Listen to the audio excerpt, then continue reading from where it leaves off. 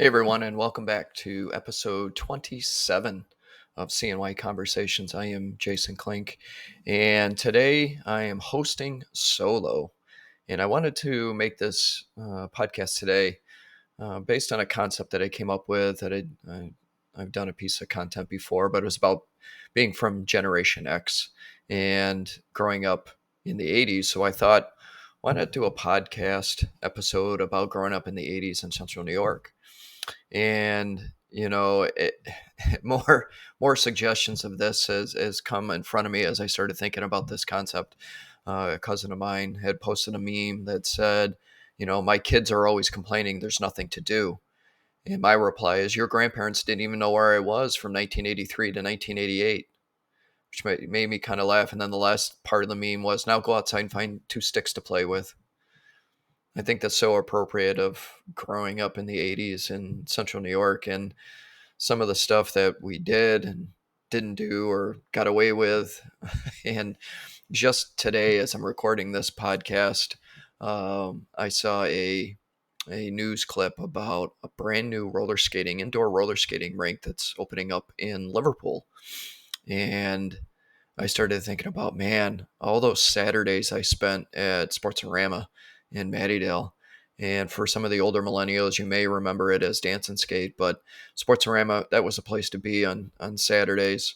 You go there with all your friends, and there would be hundreds of kids at Sportsorama.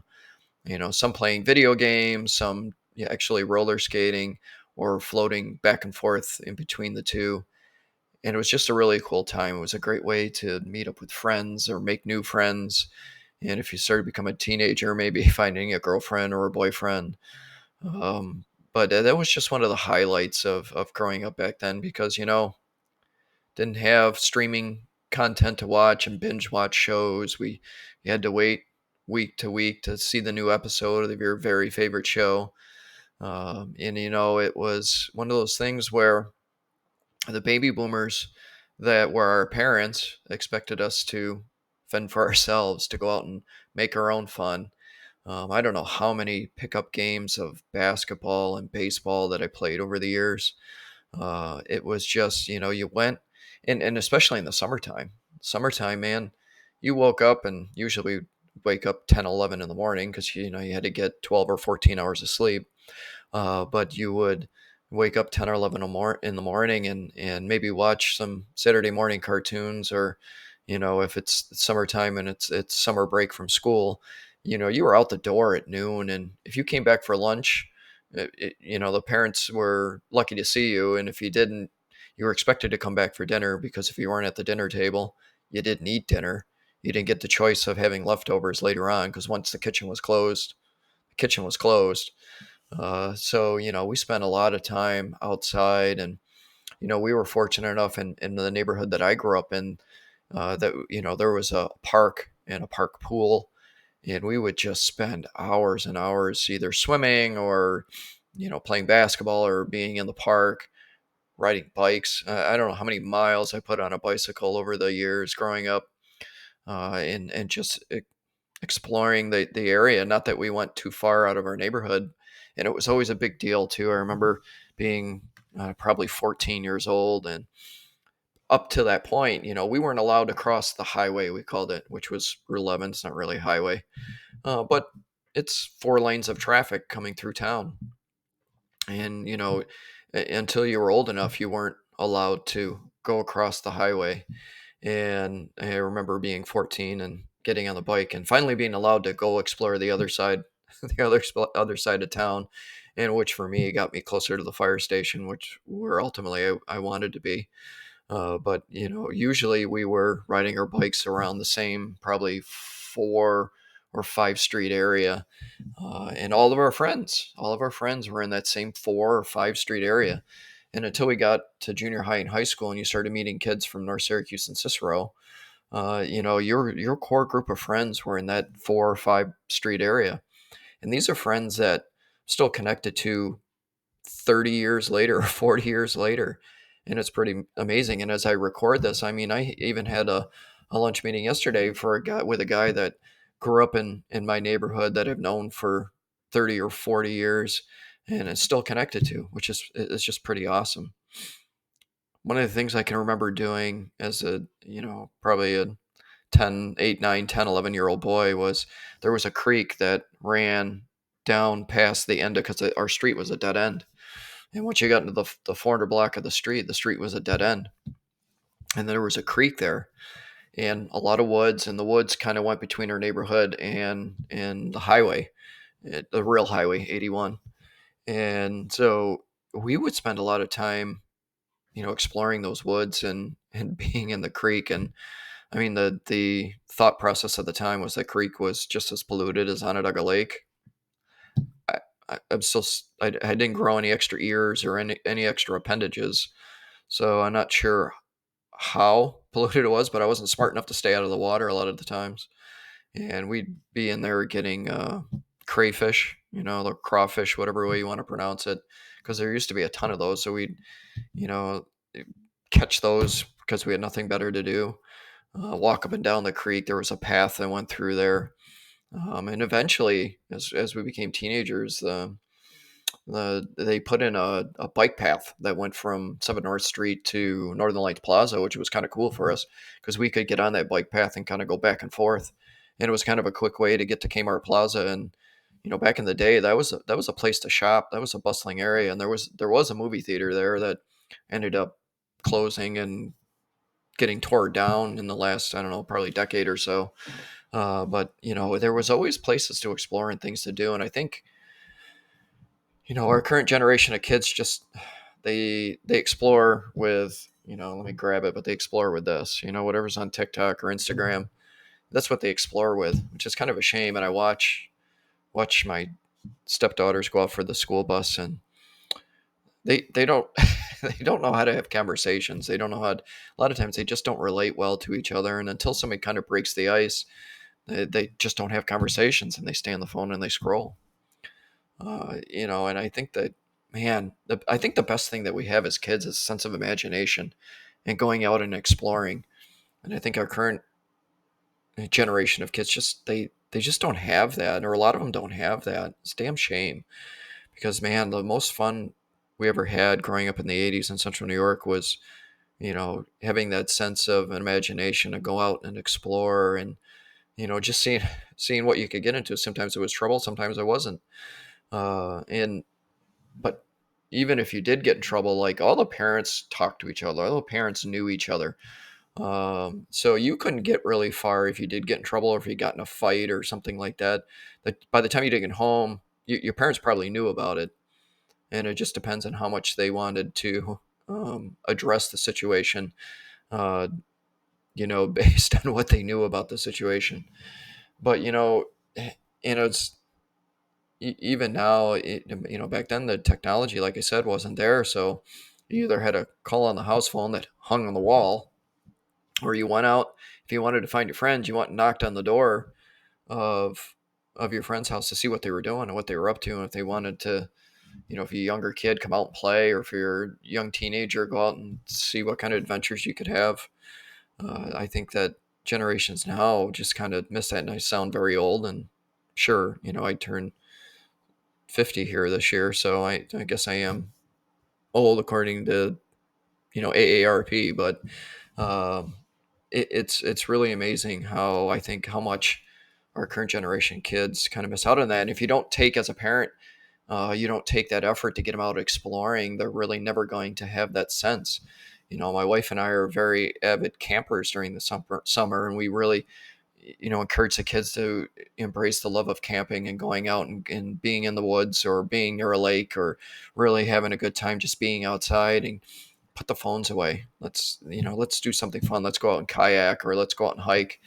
I have a friend of mine. She is phenomenal with her kids of getting them outside, and her kids are younger. They're not teenagers. They're younger than teenagers, and but she gets them out exploring falls and going hiking, going to mountaintops. And I mean, she is by far above a cut above the rest of us as parents, the way she engages her children and gets them to think and gets them to explore. And it's great to see. And I think the generation from, God, like I said, your parents didn't even know where you were from 1983 to 1988. But the generation from like 1980 to probably the early 90s really, I think, embrace this era of going out and doing things. And not only did we have Sportsorama, but we had the bowling alley at Strike and Spare. And other towns had different bowling alleys. You could go bowling all the time. Hollywood Theater. Drop a comment if you remember Hollywood Theater. Hollywood Theater, where you could go watch a movie for like a buck. Granted, you went in and you probably left your shoes on the floor because the floor was always sticky from soda or whatever they put on the floor. But you could go watch a movie for a buck, and it was usually, I mean, back then it was new releases or at least close to new releases, and then there was for the generation that probably were that early teen to teenage years in the 70s or middle to late 70s, and embracing the Rocky Horror Picture Show. I can remember being as a kid of seeing people lined up down Brewerton Road and Route 11 to get in to see the Rocky Horror Picture Show. And they were all glammed up because that was a glam rock, and they were all glammed up. And I can remember as a kid thinking, what a bunch of freaks. But it was almost cult like. And every time they released a Rocky Horror Picture, like there was probably a couple hundred people that went in the movie theater, at night to go see that. And it was, from what I understand, I never experienced it. From what I understand, it was a hell of an experience. But those are things that that you can't duplicate. I can remember seeing all kinds of movies at the Hollywood Theater, and this is before malls really became indoor malls became a big thing to do. You had it was well before Destiny, but you had Pencan Mall, and eventually you had Great Northern Mall. Pencan Mall, man, that was a place to go to, and if you were going to, as a young teenager, go on a date, and you would go and walk around the mall, or maybe you went and saw a movie at Pencan Mall, but you went out or you walked around and window shopped and went to the food court. And this is when indoor malls became a real big thing. And um, I can remember when Northern Lights Mall was an indoor mall before they made an open air shopping center. But Pencan Mall, I think, has some of my best memories. The record shop, I can't remember what it's called off the top of my head. There's a record store in Pencan Mall that was always cool to go to. That's another lost collectible is vinyl, and I think it's become more. I even have a couple over there, but I think vinyl has kind of had a bit of a resurgence, kind of the nostalgic way to listen to music. The tabletop record player and having vinyl. Man, it was always cool to go in and kind of flip through, and then that always got replaced as we got older. It got replaced by CDs, and CDs were a cool thing. Uh, but there was nothing better than taking a Walkman with a tape recorder Walkman. Google it if you don't know. Drop a comment if you remember this. Just putting a Walkman on your side, putting the headphones on, and either walking around or getting on your bike and just going. Here's another thing to remember. I remember as kids as we had our bikes or BMX bikes. That was the big thing. BMX bikes. You could the 10 speeds were cool and whatever, but a BMX bike, man, that made you feel cool.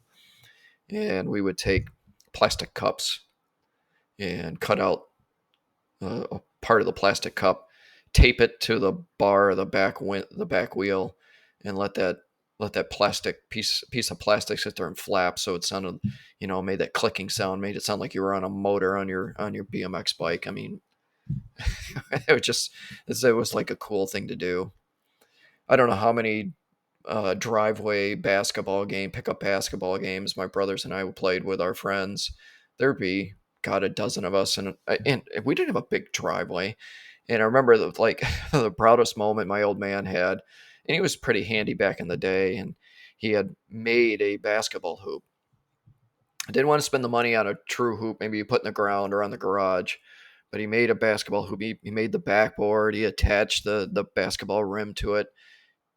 Pops, you did a great job. The funny thing is like our garage was an old 1930s garage. Luckily, it was even still standing up, and he attached it to the top above the garage door because you couldn't park a car in there. It was a big shed, is what it was, and he attached it to the front of the garage.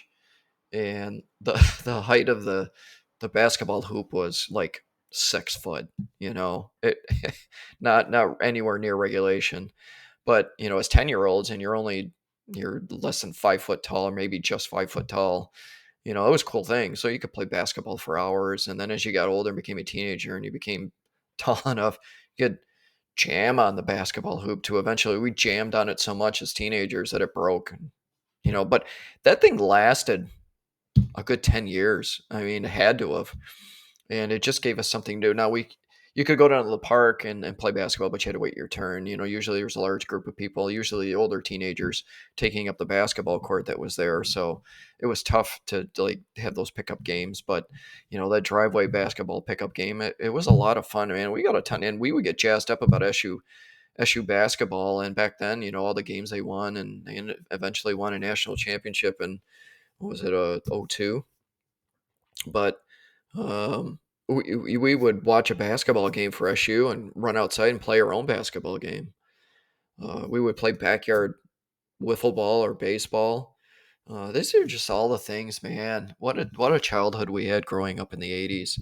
And I'd love to hear your comments. Drop your comments of your best memories of growing up in the '80s. If you're a Generation Xer or maybe an older millennial, of some of the things that you got to do and you went out and explored, or whatever. No matter what part of town you were in Central New York. I'd love to hear your comments. Drop a comment on this podcast and let me know some of your fondest memories of growing up in Central New York. But as a Generation Xer, yeah, I really just love that time, and it went by so fast, and I think we took it for granted. But it was kind of it was a chaotic time to grow up, but it was a cool time to grow up here in Syracuse and Central New York. So I just wanted to make this podcast episode today, me flying solo, giving you my thoughts of being growing up Generation X, growing up in Central New York, and some of the cool things we did. But if you find any value of this, I'd appreciate it if you shared it. I'm just trying to grow a small community around this podcast and share ideas and share concepts and share stories. I got a million of them. I didn't even get into the fire department stories, and that may be another podcast episode I do, is some of the crazy, funny, ridiculous things we did in the firehouse. I want to write a book about it, but one of those, I got a million stories. My wife gets sick of me because they repeat. They're on repeat. It's like a record player. It's on repeat.